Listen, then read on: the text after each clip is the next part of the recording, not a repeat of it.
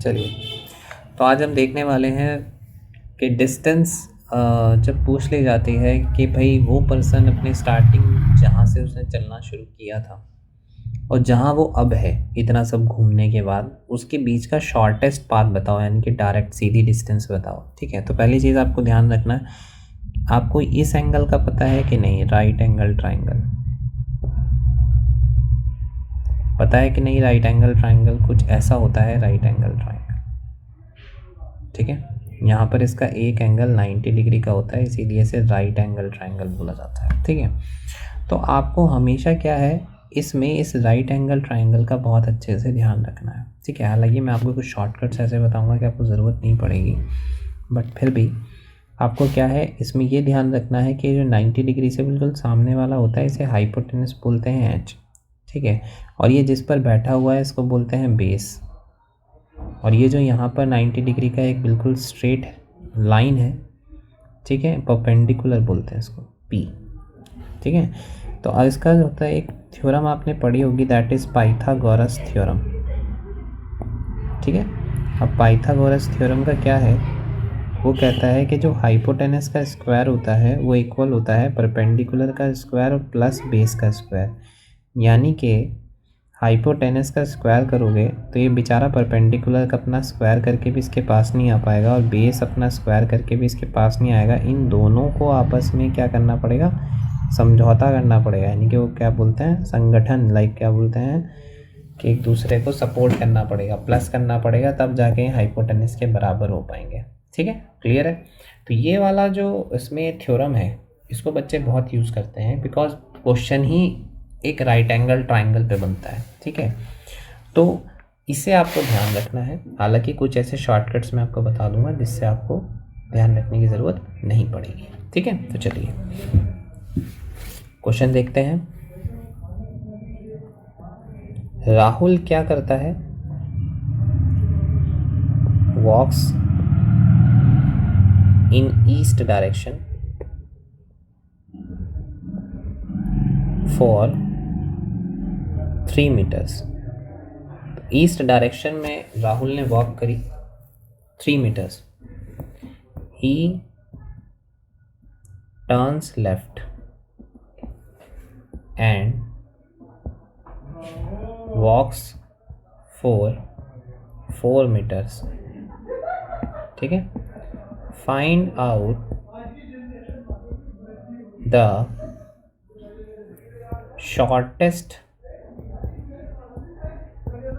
path between his starting position and final position. मान लेते हैं कि ये क्वेश्चन आपके सामने आ गया कि राहुल ने इस डायरेक्शन में 3 मीटर की क्या करी, वॉक करी। ही टर्न्स लेफ्ट, उसने लेफ्ट टर्न किया, एंड वॉक्स फॉर 4 मीटर्स। फिर उसने क्या किया, आपसे पूछ लिया गया कि शॉर्टेस्ट पाथ बताओ जहाँ से उसने चलना शुरू किया था और जहाँ पर वो फ़िलहाल है।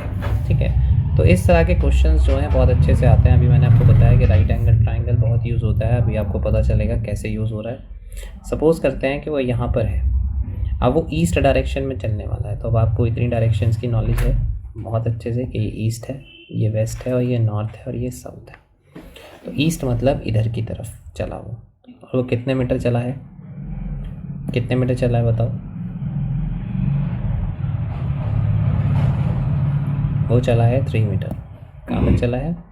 3 मीटर। तो ये 3 मीटर वो चल गया। अब उसके बाद उसने क्या किया है, उसके बाद उसने कहा कि भैया मैंने लिया है लेफ़्ट। क्या लिया है मैंने? लेफ़्ट लिया है। तो चलो लेफ़्ट ले लेते हैं। अब लेफ़्ट का क्या मतलब है, लेफ़्ट का मतलब वो इधर की तरफ उसने लेफ़्ट लिया और कुछ टाइम चला वो, और कितना वॉक किया उसने वॉक किया है यहाँ पर 4 मीटर। चलो भाई 4 मीटर चल गया, ये यहाँ पर 4 मीटर चल गया। पूछा गया है कि find out the shortest path between his starting position कौन सी है, ये वाली, एंड फाइनल पोजीशन ये वाली। तो यहाँ का शॉर्टेस्ट पाथ, वो बेचारा इतना घूम के तो आएगा नहीं, वो जाएगा बिल्कुल सीधा। वो कहेगा भैया मैं तो ऐसे जाऊँगा, ठीक है। अब वो ये डिस्टेंस आपसे पूछ रहा है क्योंकि यही शॉर्टेस्ट डिस्टेंस है। अब मुझे एक बात बताओ, जितनी बार आप लेफ़्ट और राइट टर्न करते हो आप कितने डिग्री घूमते हो? 90 डिग्री। तो ये एक राइट एंगल ट्राइंगल बन गया कि नहीं बन गया? बन गया राइट एंगल ट्राइंगल।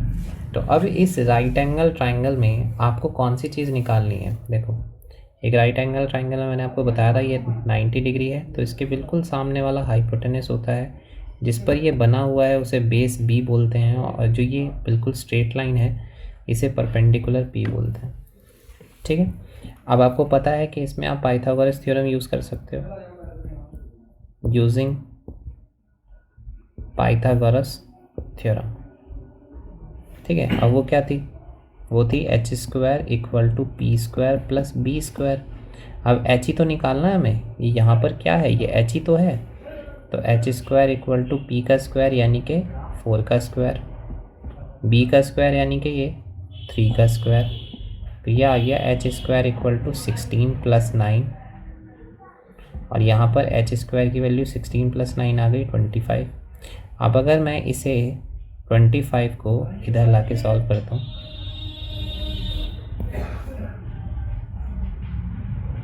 देखो एच स्क्वायर इक्वल टू 25। अब अगर मैं खाली एच निकालूंगा तो ये स्क्वायर रूट 25 हो जाएगा कि नहीं? अगर ये स्क्वायर रूट 25 हो जाएगा तो क्या मैं इसे ऐसे कह सकता हूँ स्क्वायर रूट 5 इंटू 5। यहाँ पर कुछ नहीं होता तो क्या छुपा होता है? यहाँ पर छुपा होता है 2। क्या छुपा होता है? 2। ये कहता है कि अंदर से 2 के पेयर ही जाने दूंगा, स्क्वायर रूट हूँ। हमने कहा भाई बन गए 2 के पेयर, तो मेरा ये 1 5 बाहर आ गया। तो हाइपोटेनस कितना आ गया? 5। सब मीटर में था तो ये भी किस में आएगा? मीटर में। तो यानी कि ये जो h की वैल्यू है वो कितनी आ गई? 5 मीटर। ठीक है। तो इस तरह आपने पाइथागोरस थ्योरम लगा के इसका यूज़ करके आपने इस क्वेश्चन को सॉल्व किया। ठीक है। हर बार आपका 90 डिग्री बनेगा।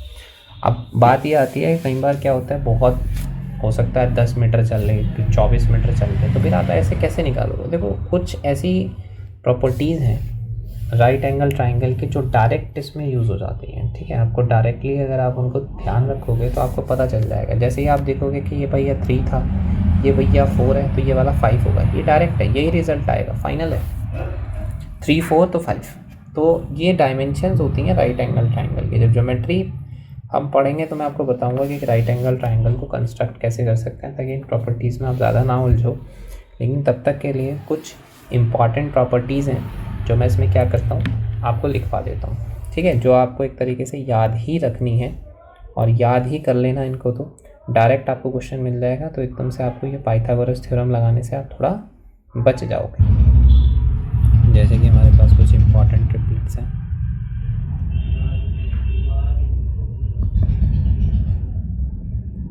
जैसे अभी हमने एक निकाला 3 4 और 5। ठीक है।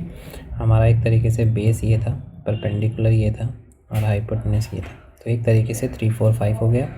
इसी तरीके से आपको ध्यान रखना है 6 8 और 10। कभी भी आपको 2 डायमेंशन मिले 6 और 8, तीसरा निकालने कैलकुलेट करने की ज़रूरत नहीं है, that is 10। You can verify that this is hypotenuse, this is perpendicular, this is base.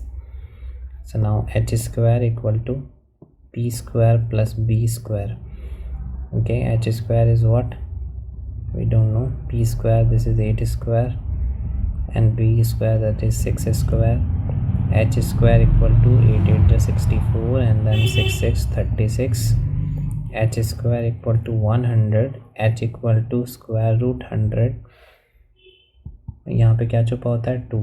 तो ये 2 के पेयर जाने देता है। 10 10 जब 100 होता है, 2 के पेयर बन गए, तो मैंने यहाँ पर 10 निकाल लिया। ठीक है। तो ये देखो 10 ही आ गया, आया कि नहीं?